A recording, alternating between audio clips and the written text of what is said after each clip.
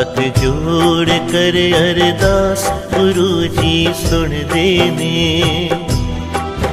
तू रख मन विच विश्वास गुरु जी सुन देने, तू रख मन विच विश्वास गुरु जी सुन देने।